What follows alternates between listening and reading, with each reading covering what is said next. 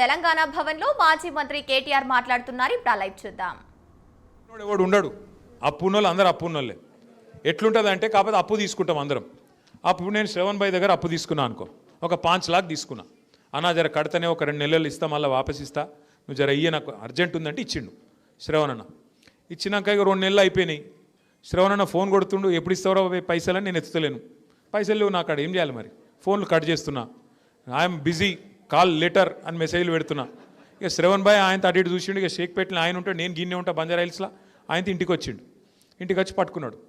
ఏమైనా నువ్వు గమ్మత్తున్నావు, నువ్వు మొన్న పైసలు ఇస్తా అన్నావు, తీసుకున్నావు 2 నెలలు, ఇప్పుడు ఫోన్లు ఎత్తుతలేవు, నకరాలు చేస్తున్నావు, ఏం సంగతి అని పట్టుకున్నాడు.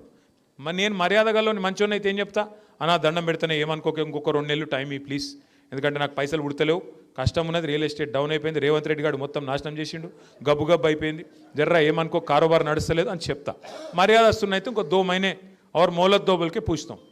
కానీ రేవంత్ రెడ్డి ఏమంటుండే ఎరికేనా, ఏమైనా నువ్వు 100 రోజులలో అన్ని ఇస్తా అన్నావు, మరి 2 ఏళ్ళు అయిపోయి ఏం పత్తలేవు, ఏం సంగతి, ఎప్పుడు ఇస్తావు పైసలు అంటే ఏమంటుండే ఎరికేనా రేవంత్ రెడ్డి?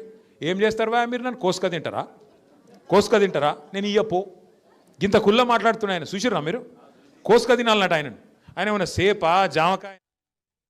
ఎన్టీ రామారావుని చూసినాం, తర్వాత చంద్రబాబు నాయుడుని చూసినాం, రాజశేఖర రెడ్డిని చూసినాం, కేసీఆర్ని చూసినాం, ఇప్పుడు ఈయనను చూస్తున్నాం. వాళ్ళని చూసినాక ఈయన చూస్తే ఎట్లా అనిపిస్తుంది అసలు?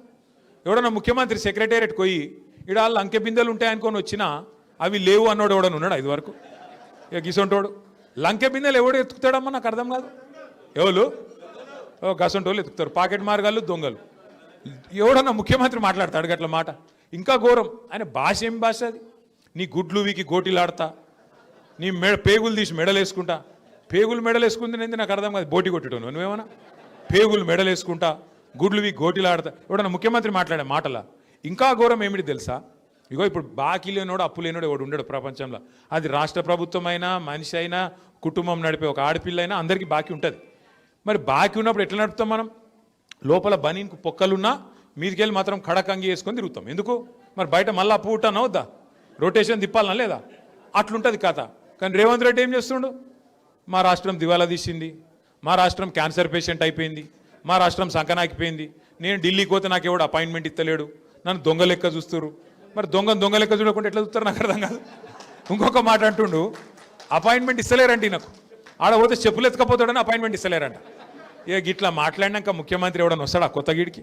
ఉన్న కంపెనీలు పారిపోతాయి తప్ప ఎవడన్నా కొత్తోడు వస్తాడు? ఇక గిసొంటోడు అంటే అభివృద్ధి చేస్తాడు. రేపు షేక్పేటకు ఈయన కాడనే రూపాయి లేదు. తెలుగులో సామెత చెప్తారు చూడు, మింగ మెతుకులేదు కానీ మీసాలకు సంపెంగ నూనె పెట్టిండట వెనకకెవడో ఓ గట్ల. ఆయనకంటే పైసలు లేవంట, కానీ డెవలప్మెంట్ కావాలంటే కాంగ్రెస్ కోటేయాలంట.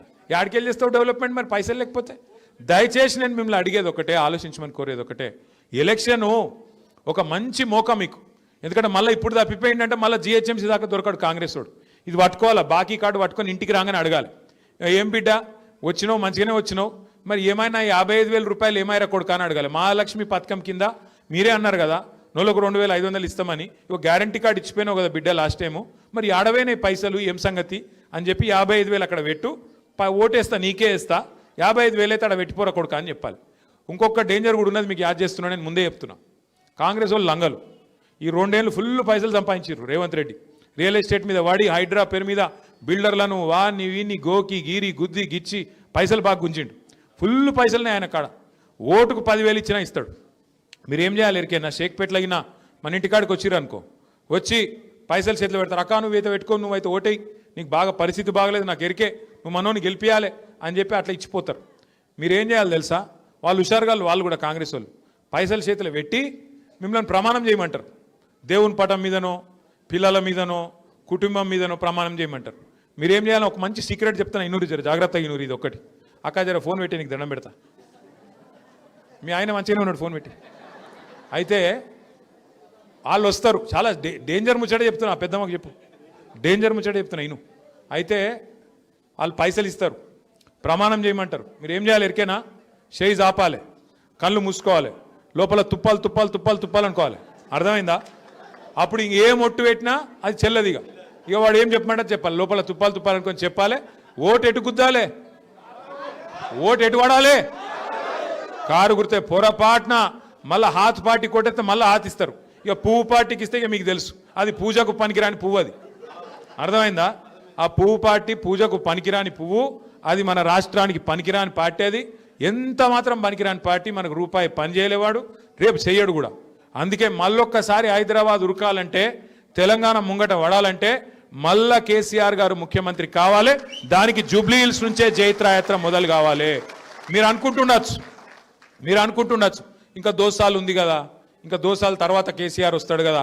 మీరిగిన జూబ్లీ హిల్స్లో గట్టి గుద్దిర్రు అనుకో, దోసాలు కూడా ఇంతజారు చేసే అవసరం లేదు. దోసాల లోపలనే ఏం జరిగినా జరుగుతుంది, ఏమైనా జరగచ్చు. అందుకే నేను అంటున్నా, మళ్ళా మనం వచ్చినాక మంచిగా పని చేసుకుందాం. వీళ్ళతో కాంగ్రెస్ వాళ్ళతో ఊదుగాలది, పీరి లేవది, ఏం కాదు వాళ్ళతోని. అలా కోటెత్తే మురిలో వారేసినట్టే, దానికంటే ఏం జరగది. అందుకే దయచేసి నేను కోరుతున్న తమ్ముడు మహేష్ని కానీ, మా డివిజన్ అధ్యక్షుడు ప్రదీప్ ఏడి వచ్చిండా, తమ్ముడు ప్రదీప్ కానీ, అట్లాగే ఇంకా మా వైద్ భాయ్ ఉన్నాడు, షకీల్ భాయ్ ఉన్నాడు, ఇంకా మా లోకల్ లీడర్లు అందరు ఉన్నారు. పేరున నేను ఎవరో పేరు చెప్పలేదో వాళ్ళందరూ మనసులో తిట్టుకోరు. మొయిద్ ఖాన్ సాబ్ అందరు మనసులో తిట్టుకోరి, బయట తిట్టుకోరి, నన్ను లోపల తిట్టుకోరి. కానీ జర్రా ఈ నెల రోజులు ఐకమత్యంగా పనిచేయండి, కలిసి కట్టుకుంటుండ్రి, గట్టిగా నడువుండ్రి. దయచేసి ఒకరికోలు చెప్పుకోండి, ఒక దీపంతో ఇంకో దీపాన్ని వెలిగించినట్టు. ఇప్పుడు కాంగ్రెస్ వాళ్ళకి పైసలు బాగున్నాయి, వాళ్ళకు వాళ్ళు పోలీసు వాళ్ళు వచ్చి బెదిరిస్తారు, వీడొస్తాడు వాడొస్తాడు, ఆగమాగం ఎక్కుంటుంది, దుంకుడు ఎగురుడు ఎక్కుంటుంది. అది చూసి మీరు హైబత్ తినకూరు, ఏం కాదు. మీరు ఒక దీపంతో ఇంకో దీపం వెలిగించినట్టు ఒక్కొక్క ఆడబిడ్డ ఇంకొక ఆడబిడ్డని చెప్పాలి. మళ్ళా కేసీఆర్ని తెచ్చుకోవాలి, మన రాష్ట్రం ముంగట పడాలి, మన కారోబారు నడవాలన్నా, సంక్షేమం జరగాలన్నా, మళ్ళా మీకు బతుకమ్మ చీర రావాలన్నా, కేసీఆర్ కిట్లు రావాలన్నా, మళ్ళా 4 ముద్దలు నోట్లకు పోవాలన్నా కేసీఆర్ గారు వస్తేనే అవుతుంది. మళ్ళా కేసీఆర్ని తెచ్చుకోవాలనే మాట ఒక్కొక్కరం చెప్పుకోవాలి. చెప్పుకొని మన అభ్యర్థి గోపీనాథ్ భార్య మాగంటి సునీతమ్మ కూడా ఇంటింటికి వస్తుంది. జర ఆడబిడ్డను ఆదరించండి. ఇలా భర్త దూరమై వాళ్ళ పిల్లలు కూడా తిరుగుతూ ఉన్నారు, వాళ్ళ తండ్రి లేక. అందరినీ కడుపులో పెట్టుకొని కాపాడండి. కేసీఆర్ గారిని మళ్ళీ మన పార్టీని గెలిపించుకొని ముంగట పోదాం. షేక్పేటలో అభివృద్ధి కార్యక్రమాలు ఇలా మీకు ఇచ్చే ప్రతి మాట తమ్ముడు మహేష్ కానీ, ప్రదీప్ కానీ, మన నాయకులు కానీ ఇంటింటికి వచ్చి అక్కడ మన సమస్యలు ఉంటే మేము కూడా రాసుకుంటాం. రాసి పెట్టుకొని కుదిరితే ఇప్పుడే ప్రభుత్వం మీద కొట్లాడి పని చేపిస్తాం. లేదంటే 2 నెలల గవర్నమెంట్లకు వస్తాం, వచ్చినాక బరాబర్ నిలబడి పనిచేయించే బాధ్యత మాదే మాట మళ్ళొక్కసారి మీకు తెలియజేసుకుంటూ, ఆకలి అవుతుంది మీకు కూడా, దయచేసి అందరికీ భోజనం ఉన్నది, భోజనం చేసి పోవాలని చెప్పి రిక్వెస్ట్ చేస్తూ, జై తెలంగాణ.